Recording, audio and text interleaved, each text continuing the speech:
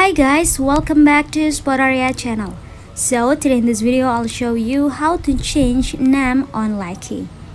But before you continue this video, I hope you like, comment and subscribe to support this channel, and don't forget to hit the notifications bell. So without any further ado, let's get started. Firstly, open the Likee app on your phone.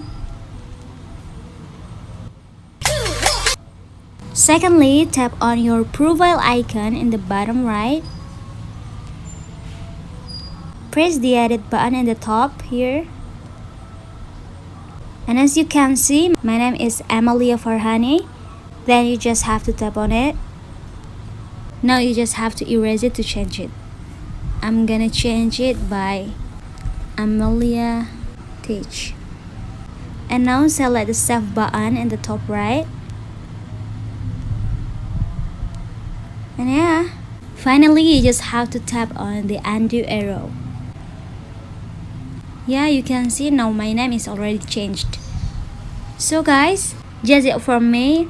Thanks for watching this video. I hope this video will helpful. Don't forget to leave your comment in the column below. I'll see you soon on the next one and good luck.